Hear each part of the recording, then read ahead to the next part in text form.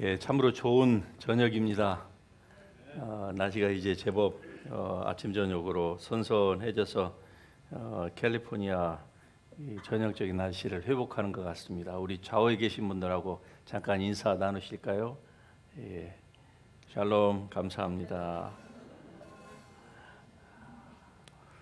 예, 오늘 같이 은혜 나누실 시편 126편의 말씀 5절 6절 우리 같이 한 목소리로 읽으십시다. 같이 읽습니다. 눈물을 흘리며 씨를 뿌리는 자는 기쁨으로 단을 거두리로다. 울며 씨를 뿌리러 나가는 자는 반드시 기쁨으로 그 곡식단을 가지고 돌아오리로다. 아멘. 예, 자리에 앉으십시다.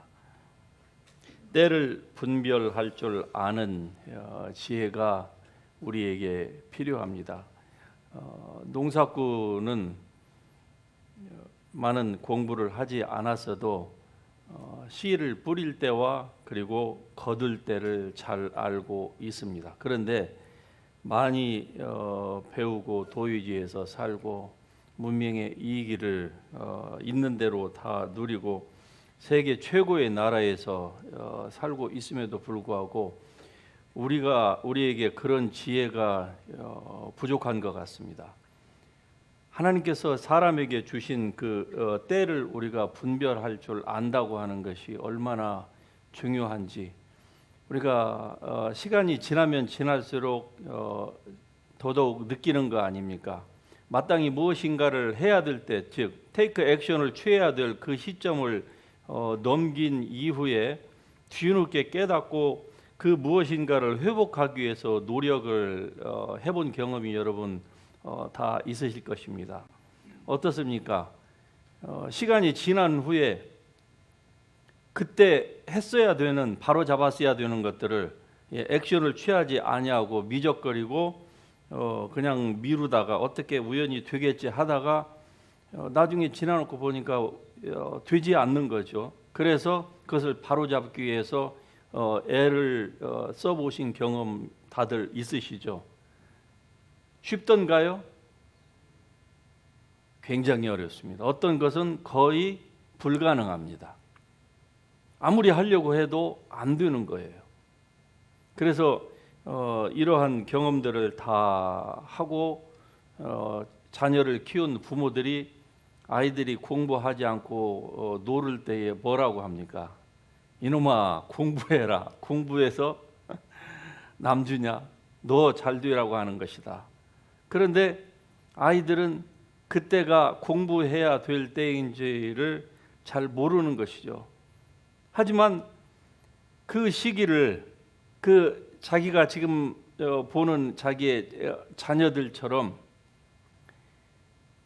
미처 성숙한 생각 가운데에서 제대로 투자하지 못하고서 지나오고 보니까 지금 내 자녀가 하고 있는 저 액션이 좋지 않다 이거죠. 저대로 가면은 앞으로 장래가 어떻게 될 것이라는 것을 아니까 자녀들을 자꾸 자녀들에게 잔소리를 하고 무엇인가를 하도록 부모가 독려하는 거 아닙니까?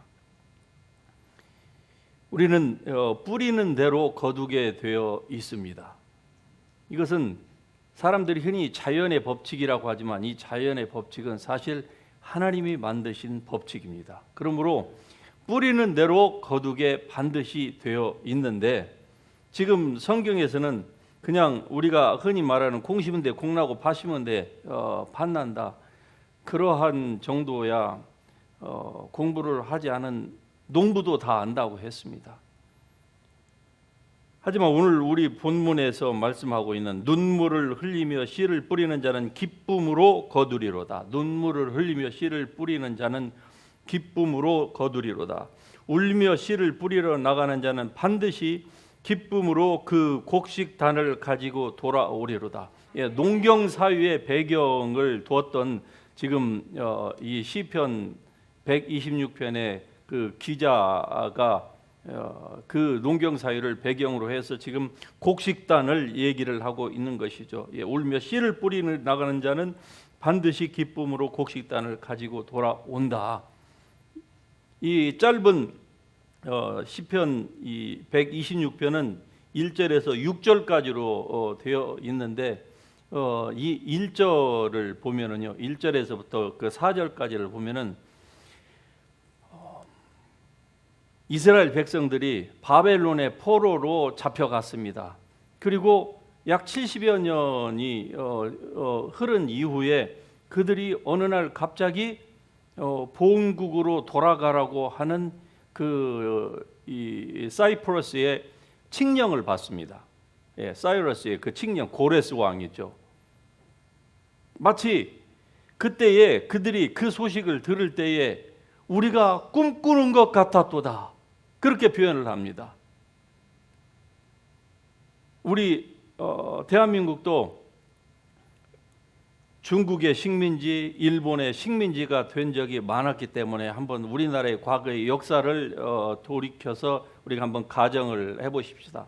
여러분과 제가 이 조선 반도에서 태어나서 포로로 지금 먼 중국으로 또는 일본으로 끌려갔습니다. 그리고 거기에서 이제 어릴 때 끌려갔는데 이제 죽을 날이 다 된 거예요. 날마다 고국을 그리워하면서 살고 있는데 어느 날 그 나라의 왕이 바뀌더니 갑자기 너희 모든 조선에서 잡혀온 백성들은 다 너희가 원한다고 하면은 너희의 본국으로 다 돌아가라. 가서 너희의 성을 다시 축조를 하고 잘 살 수 있는 기반의 그 모든 돈을 우리 국고에서 다 너희에게 무상으로 지원해 줄 것이다.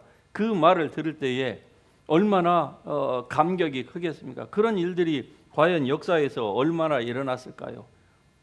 더 착취하고 더 수탈해가지 못해서 안달이지, 그 잡아온 백성들을, 그게 그들의 노예이니까 국력이고 그들의 재산인데 그들을 왜 돌려보냅니까? 그리고 돈까지 다 줘가면서, 왕의 그 칙령으로. 그런데 그런 일들이 이스라엘 백성들에게 드디어 일어난 거예요. 그 연장선상에서 지금 얘기를 합니다. 눈물을 흘리며 씨를 뿌리는 자는 기쁨으로 거두리로다. 울며 씨를 뿌리러 나가는 자는 반드시 기쁨으로 그 곡식단을 거두리로다. 그러니까 이 말씀은 지금 단순히 농부가 밭에 씨앗을 뿌렸는데 콩 심으니까 콩을 거두었고 뭐 지금 그런 말씀을 지금 하고 있는 것이 아닙니다. 힘들고 어렵고 고단한 세상이지만은, 그러나 여호와 하나님을 배반할 때에 자기네들의 그 삶이 얼마나 비참해졌는가 하는 것들을 이들은 70년 동안을 겪은 거예요. 우리 대한민국이 참 일본의 식민지가 돼서 얼마나 힘들었습니까? 완전히 말도 바꾸고 역사 자체를 아예 그냥 다 바꿨지요. 오늘날 지금 새롭게 그 대두되는 그 역사의 논쟁 중에 하나가 대만 옆에 조그마한 섬이 있는데 그 섬이 원래 1876년 이전에는 조선에 속한 땅이었습니다.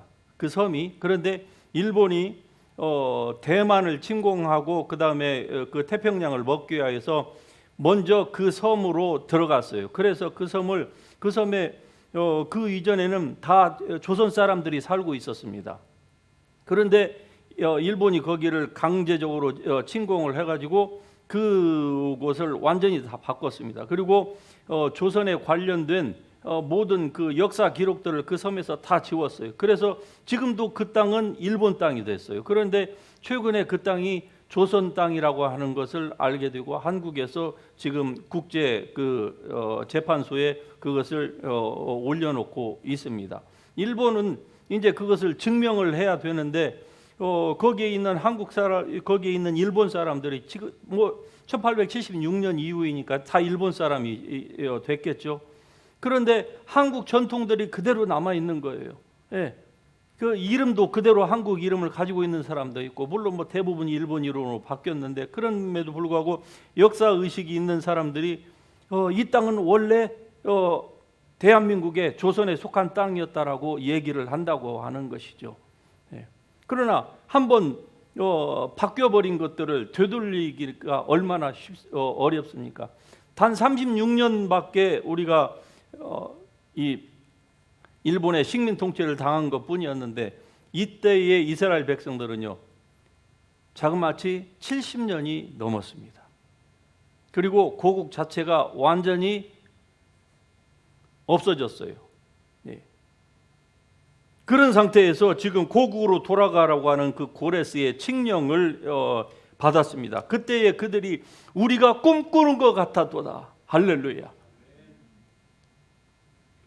다시 말씀드리면 꿈꾸는 것 같이 느꼈던 그 백성들은 하나님의 말씀을 듣고 우리가 하나님 앞에 순종하지 아니했을 때 우리가 이런 모욕과 그리고 경멸과 인간 이하의 취급을 당했으니 우리가 다시는 여호와를 떠나지 말자. 우리가 이제 하나님만을 섬기자. 우리 조상들이 했던 것처럼 그렇게 하나님께 불순종하지 말고 오직 하나님만을 섬기자. 하나님이여 우리에게 다시 한 번만 기회를 주시옵소서. 그 기회를 다시 한 번만 주신다고 하면은 우리가 이제 주님만을 위하여서 살겠습니다. 주님만을 위하여서 심겠습니다. 그러면은 반드시 하나님께서 우리에게 심는 대로 거두게 하실 줄 믿습니다. 오늘 본문 말씀이 그러한 의미를 내포하고 있는 것입니다. 울며 씨를 뿌리러 나가는 자는 반드시 기쁨으로 그 곡식단을 거두리로다. 할렐루야. 갈라디아서 6장 8절에 보면은 이 말씀과 맥락을 같이 하는 이 구절이 있습니다. 자기의 육체를 위하여 심는 자는 육체로부터 썩어질 것을 거두고 성령을 위하여 심는 자는 성령으로부터 영생을 거두리라. 이렇게 말씀합니다. 육체를 위하여 심는 자, 성령을 위하여 심는 자가 나옵니다. 무엇이 육체를 위하여 심는 것이고 무엇이 성령을 위하여 심는 것입니까? 여러분 우리가 우리가 살고 있는 이 세상은 타락한 곳이기 때문에 비록 우리가 거듭났고 하나님의 자녀이고 빛의 자녀로서 하나님께 속하여 있고 하늘과 땅의 모든 신령한 복들을 우리 영혼 가운데 하나님께서 다 부어주셔서 예수 그리스도와 함께 동일한 상속자가 되었지만은 그러나 여전히 믿지 않는 사람과 같이 고통을 당하고 살고 있는 것은 부인할 수가 없습니다. 예수 믿는다고 해서 모든 고통이 다 사라집니까? 예수 믿으면 병이 전혀 걸리지 않고 무슨 경제적인 어려움도 겪지 않고 그냥 기도만 하면 하늘에서 그냥 뚝딱뚝딱 마치 도깨비 방망이처럼 우리가 기도에 그 방망이 휘두르면은 모든 것들이 그냥 다 형통하고 그렇게 됩니까? 이런 어려움을 우리가 여전히 당하는 거예요. 하지만 여기에서 믿지 아니하는 즉 세상 사람과 다른 점이 한 가지 있다고 하면 우리는 성령을 위하여 심을 수 있는 기회가 주어졌다고 하는 사실입니다. 그리고 성령을 위하여 심는 것이 무엇인지를 우리는 안다고 하는 것이죠. 예수 그리스도를 알기 전에는 그것이 무엇인지를 몰랐어요. 그렇다고 해서 세상 모든 사람들이 다 악하다고 지금 얘기를 하는 것은 아닙니다. 하지만 세상 사람들이 소위 말해서 선하다고 하는 거, 좋은 사람, 선한 사람이라고 하는 것, 선한 사람 또 선한 좋은 일이라고 하는 것들이 많이 있습니다. 그런데 그 모든 선한 것이 다 하나님의 것입니까? 그게 다 하나님으로부터 나오고 하나님을 기쁘시게 하는 것입니까? 세상의 관점에서는 그런 그 컨셉 자체가 없기 때문에 좋은 것이면 그냥 다 좋은 것이지 거기에다가 구태여 하나님과 연관을 시켜야 될 필요성이 뭐가 꼭 있느냐 그렇게 생각을 하죠. 전혀 그렇지 않습니다.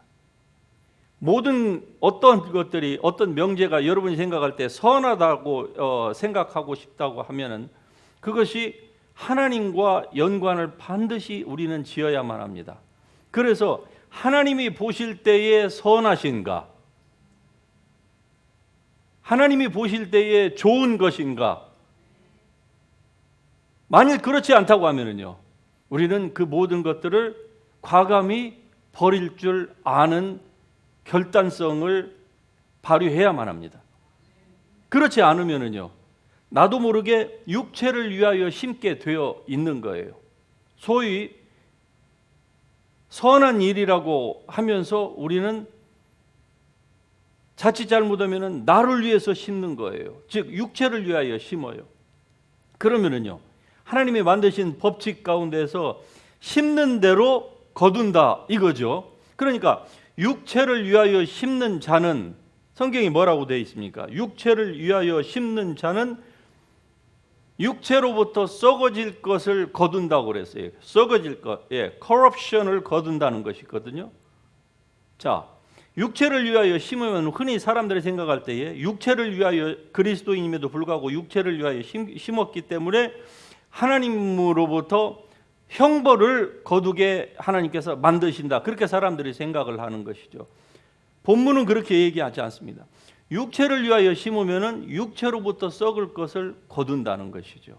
이는 마치 밭에 메주를 콩을 심으면 똑같은 그 콩이 나오는 것, 쌀을 심으면 쌀이 나오는 그 자연 법칙과 똑같아서 우리의 육체를 위해서, 여러분이 그리스도인임에도 불구하고 너희의 보물을 하늘에 쌓아두라 라는 그 하나님의 말씀을 알매도 불구하고 그것보다는 우선 먼저 육체를 위하여 심는 것이 훨씬 쉽거든요.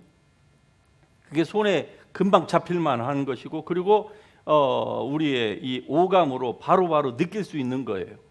그러니까 이건 굉장히 쉬워요. 그런데 하늘의 보화를 쌓아두는 그 일에는요, 이건 많은 시간이 필요합니다. 인내가 필요하고, 그리고 심는다고 해서 당장 봄이면 씨앗 뿌리고 그리고 가을이면 거둘 수 있다고 하는 이 기간이 짧으면 좋겠는데 그렇지가 않아요. 심어도 눈에 보이는 것 같지도 않고, 이게 도대체 자라는지 안 자라는지, 하나님의 나라는 그 겨자씨를 땅에 심은 사람과 같다 그렇잖아요. 마찬가지로 육체를 위하여 심는 것은 쉬워요. 그래서 그리스도인들도 적지 않은 사람이 육체를 위하여서 심습니다. 그러면은 반드시 육체로부터 무엇을 거둔다고요? 썩을 것을 거두는 거예요. 자, 정원에 내가 원하는 이 유실수를 심습니다. 그러는데 내 정원이 아니라 옆집에 있는 정원에다가 내가 씨를 심어놓고 때가 돼서 내 정원에서 그 유실수를, 즉 과실을 바라는 사람이 있습니까? 그런데 우리는 내 육체를 위하여 심어놓고 하나님으로부터 좋은 것들을 바라는 이런 잘못된 생각을 하기가 매우 쉽다는 것이죠.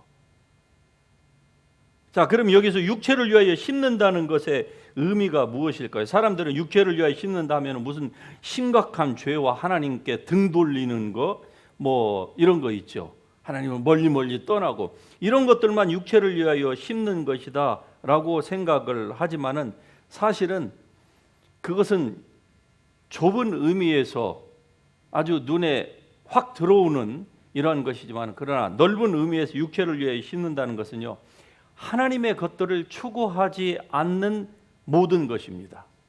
하나님의 성령의 인도하심을 추구하지 않고 구하지 않고 하나님의 그 뜻대로 살지 않는 모든 것들은 그리스도인이라 할지라도, 설사 선한 마음을 가졌다 할지라도 그것은 육체를 위하여 심는 거예요.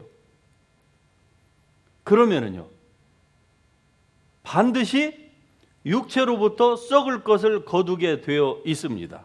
당장 아니기 때문에 사람들이 육체를 위하여 심는 것에 대하여서 주저함이 없는 것이죠. 오늘 심었는데 내일 당장 무엇인가가 온다 그러면은 그 사람은 정말로 하나님과 가까이 있는 사람입니다.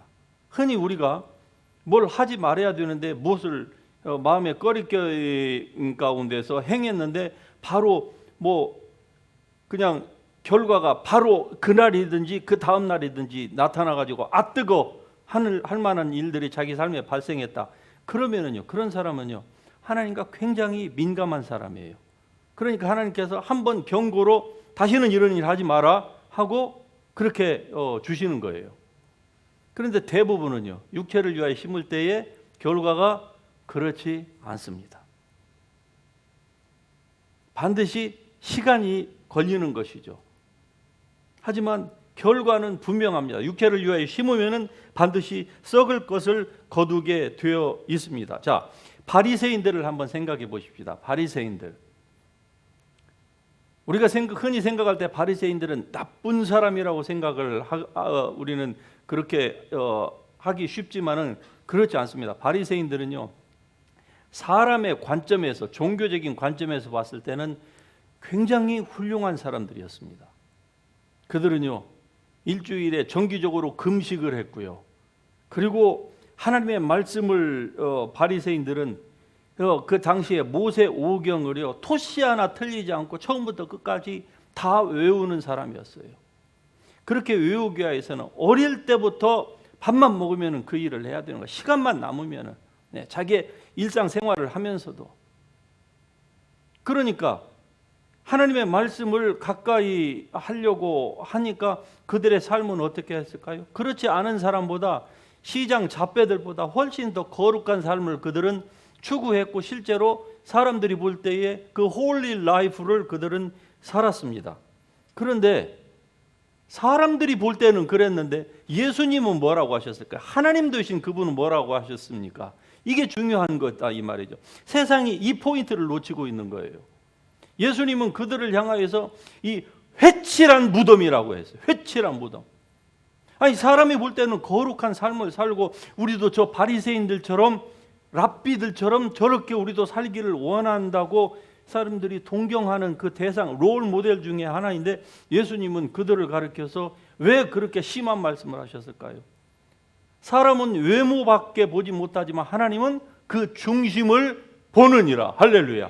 중심을 보시는 하나님이 하나님과 상관없이 인간적인 노력으로서만 무엇인가를 사람들에게 보이려고 했던 소위 선한 행동, 이 행동이 하나님께는 지극히 가증한 히포크레이트, 완전히 위선자의 삶을 그들이 살고 있었다고 하는 것이죠. 그러므로 모든 선한 것들이 다 하나님께 속한 것은 아닙니다. 여러분과 제가 행하는 이 선하다고 생각하는 것들이 정말 하나님의 성령의 인도하심 가운데에서 우리가 행하는 것들이 아니라고 하면은, 자칫 잘못하면 우리도 육체를 위하여 심는 것일 가능성이 높습니다. 그래서 성령에 의한 지시를 통해서 우리가 순전한 마음을 항상 유지해야만 합니다. 왜? 거룩은 하나님의 거룩하신 그분과 우리가 접촉할 때만이 거룩이 나오는 것이지, 사람이 내가 거룩하게 산다고 했을 때에 사람은 거기에 대해서 박수를 쳐줄 수도 있습니다. 하지만 하나님은 그 인간의 거룩을 절대로 선하다고 인정을 안 해주신다 이 말이죠. 그러므로 우리가 거룩한 삶을 살기 위해서는 거룩하신 하나님의 성령의 인도를 받아야만 하는 것입니다. 여러분이 지금 무슨 생각을 하고 있고, 또 여러분의 미래에 대해서 어떠한 삶의 그 비전을 가지고 있습니까? 그 모든 것들이 하나님의 성령의 인도하심, 즉 하나님께 구하고 하나님께서 여러분을 인도하시는 그대로 삶을 살아야 되겠다. 내 계획에 나는 플랜 A, 플랜 B를 가지고 있지만은, 그러나 하나님께서 A도 틀렸고 B도 틀렸다라고 하면은 A와 B를 다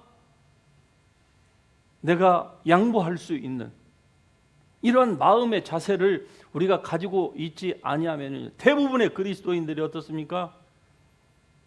신앙생활을 오래 하면 할수록 하나님과 가까이 가는 사람이 또 있지만은, 그러나 대부분의 사람은요, 종교적으로는 이미 픽스된 삶을 삽니다. 하지만 많은 사람들은요, 하나님과 관계없음의 삶을 사는 거예요. 나는 예배를 드리고 뭐 헌금을 하고 이거 하니까 괜찮다. 아니요. 그러는데 정말 하나님께서 무엇을 들려주시려고 하실 때, 말씀하실 때는요, 전혀 들을 준비가 되어 있지 않은 거예요. 그래서 그냥 자기 원하는 대로 인생을 삽니다. 그리스도인들이. 이런 삶은 육체를 위하여 심는 삶입니다. 그러면 반드시 거기에 따르는 보상이 주어집니다. 안 좋은 쪽이지만은 반드시 보상이 주어져요. 하지만 성령을 따라서 내가 원하지 않고 내가 좀 불편하고 내 계획대로 가지 않는다 할지라도 하나님의 성령을 따라서 내가 살기를 원한다라고 하는 이런 열린 마음을 가지고 늘 주님 앞에 서 있으면은요, 하나님의 음성에 귀를 기울이게 되는 것이죠. 이런 사람은요, 고집을 부리다가도 고집 없는 사람 하나도 없습니다.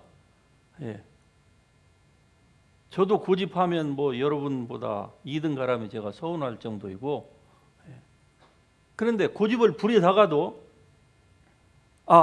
하나님의 뜻이 아니다라고 생각을 하면은 바로 접을 줄 아는, 여러분이 그런 분이 되기를 주의 이름으로 축복합니다.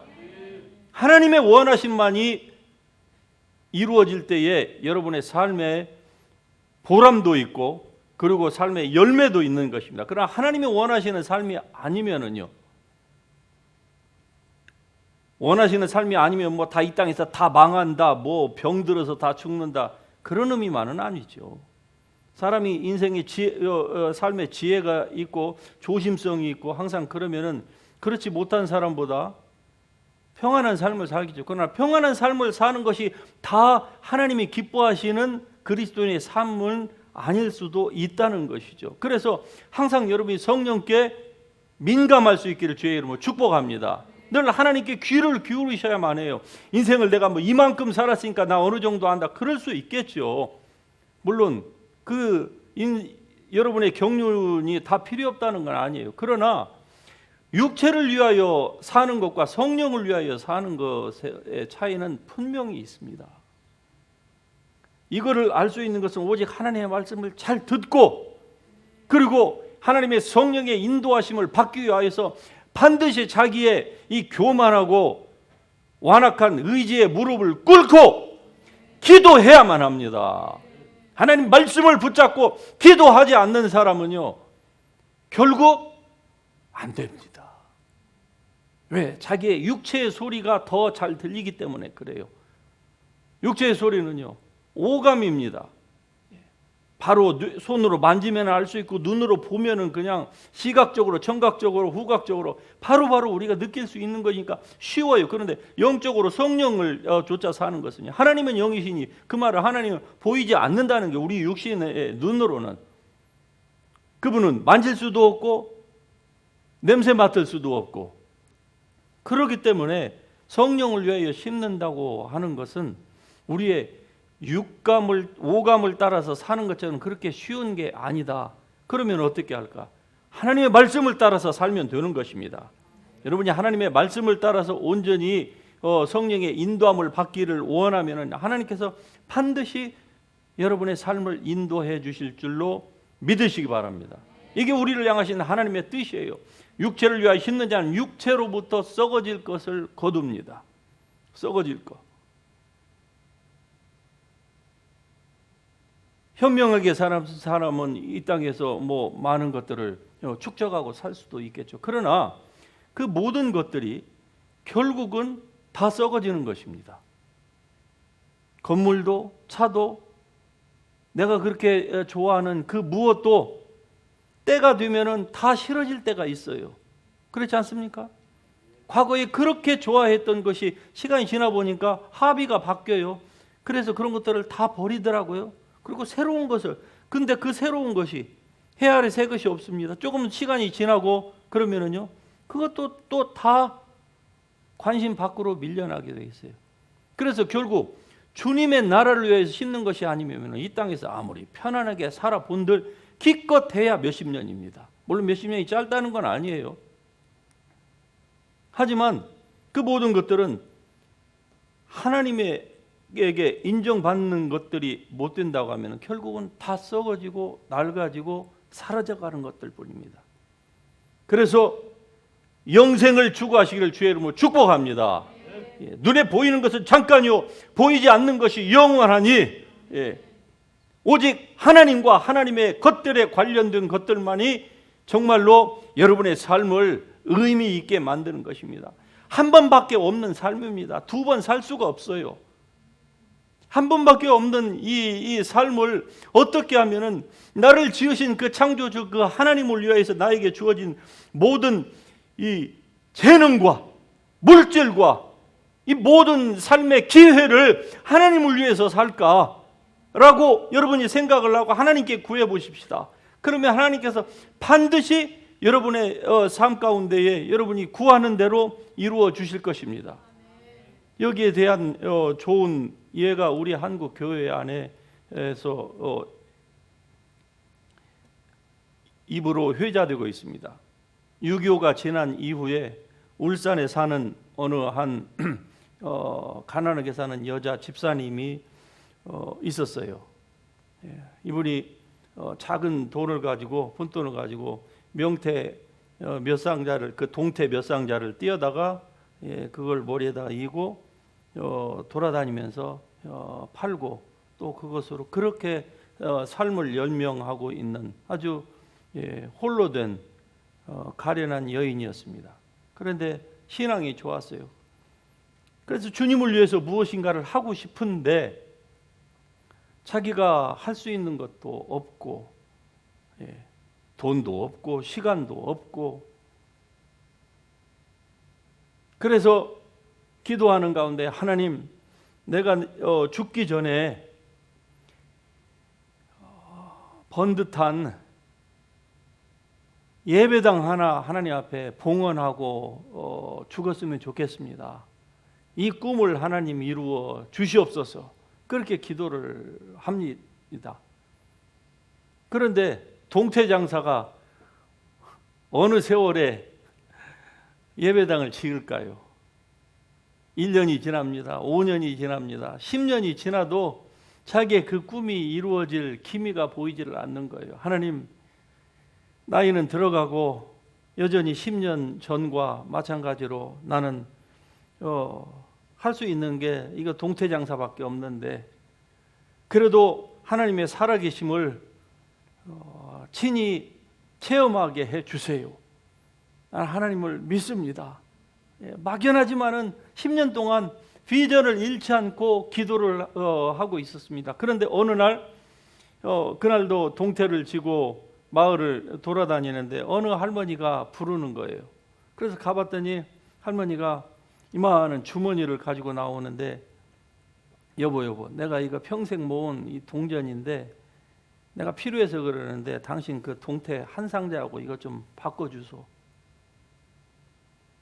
근데 다 가져와도 동태 한 상자보다 이게 작은 돈인 줄 알면서도 할머니가 평생 모은 동전이라고 하는 말을 듣고 그냥 믿지고라도 할머니에게 드려야 되겠다고 익스체인지를 하고 집에 와서 그 동전을 그 보따리를 풀어보니까 동전 가운데 뭔가가 자기도 알지 못하는 무슨 물건이 하나 들어있는 거예요. 그래서 이게 뭔가 하고 자기는 알 수가 없어서 교회 목사님한테 가져갔더니 목사님도 자기도 모르겠다는 거예요. 뭔가가 글쎄요, 분명히 뭔가 좀 귀중한 것 같은데 그래서 이 목사님이 서울의 인사동까지 갔습니다. 그걸 가지고 인사동 하면은 아시죠? 골동품 갔더니 어느 그 골동품 장사가 그거를 이렇게 살펴보더니 10만 원을 주겠다고 대뜸 얘기하는 거예요. 10만 원을. 여러분 그때의 10만 원은 적은 돈이 아닙니다. 6.25가 좀 지난 후에 일이니까 1970년대 초반에 일꾼이 다른 집에 가서 1년 동안 그 집에서 소처럼 일해갖고 벌은 돈이 1년에 10만 원에서 12만 원입니다. 70년대 초반에. 근데 이건 이전이에요. 이만한 거 가져갔는데 이거 10만 원을 준다고 하니까 이 목사님이 깜짝 놀라고 이거 분명히 좋은 것이다 생각하고 이거 내 것이 아니고 내가 의뢰받은 것인데 내가 그 주인한테 물어봐야 되니까 알겠습니다. 그랬더니 이 주인이 따라 나오면서 왜 그 돈이 적으니까 그러더니 50만 원으로 갑자기 올라가고 아니라고 그러니까 이게 100만 원 해가지고 결국은 200, 300, 500, 600만 원까지 올라간 거예요. 그래서 600만 원 더 이상 올라가지 않을 것 같아서 그걸 그냥 600만 원에 팔았습니다. 그리고 다리가 후두루두두루 떨리는 그 다리를 가지고 이제 와서 그 집사님한테 600만 원을 내놨더니 이 집사님도 까무러치는 거죠. 예. 그래서 목사님에게 300만 원을 헌금으로 드리고 나니까 300만 원이 남잖아요. 그래서 그 할머니에게 100만 원을 갖다 또 다시 드렸어요. 예. 그리고 200만 원이 남았는데 이제 하나님 200만 원을 가지고 내가 무엇을 해야 될까요? 하나님께 기도를 합니다. 하나님께 기도했더니 10년 만에 하나님이 정말 그 꿈을 이루어 주셨기 때문에 이것도 내 지혜로는 이 돈을 어떻게 쓸 재량이 없으니까 하나님 지혜를 주세요. 어떻게 해야 될까요? 그랬더니 환상 가운데에 저 울산 앞바다에 있는 저 모래사장 그 땅을 사라는 거예요. 아니 그 땅은 거저 준다고 해도 사람들이 안 가져갑니다. 그런데 그 땅을 뭐하러 살까요? 그러는데 기도하면 자꾸 그 환상이 나타나니까 그래서 평당 300원 해가지고 5,000평을 150만 원에 그 땅을 샀어요. 그리고 몇 년이 지났습니다. 이 땅을 뭐 하려고 하나님께 사갖고 몇 년 동안 썩게 하시는가. 그런데 어느 날 검정 양복을 입은 두 사람이 딱 오더니 그 사람에게 그 집사님 저 땅 임자이시라며요. 예, 저 땅 우리한테 파세요. 얼마 주려고 했더니 1,000만 원 주겠다고 하니까 옛날에 경험이 있잖아요. 이거 안 팝니다. 안 판다고. 그랬더니 갑자기 1억으로 올라가더래요. 안 된다니까요. 2억. 결국은 27억에 그 땅을 팔았어요. 27억에. 그게 오늘날 현대자동차의 정문 땅이랍니다. 네. 현대자동차의 정문이 거기가 됐는데 그 27억을 가지고 그분이 또 어떻게 할까요? 그랬더니 또 땅을 사라고 하는 계시가 내려온 거죠. 그래서 아무것도 없는 허벌판에 땅을 샀는데 나중에 경제 개발이 되면서 거기에 대단히 아파트가 들어서서 동태장사가 수천억 부자가 됐답니다.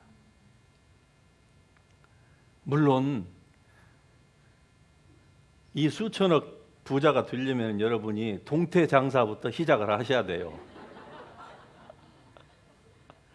결론만 보시면 안 돼. 포인트는 하나님을 위하여서 심었더니 하나님께서 심은 대로 아름다운 것을 거두게 하십니다.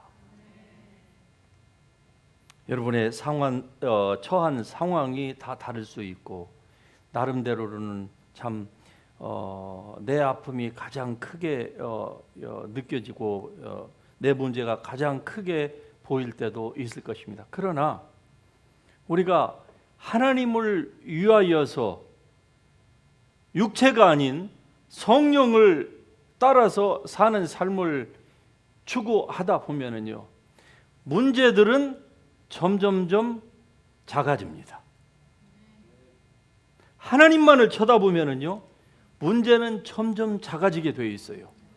그것이 넘지 못할 산과 같은 문제이다 할지라도 문제를 바라보면은요, 그 자그마한 문제가 태산과 같이 보이지만은 그러나 하나님을 바라보면은 설사 태산과 같은 문제를 할지라도 결국 문제는 작아지게 되어 있습니다. 왜? 하나님보다 더 큰 존재는 없거든요.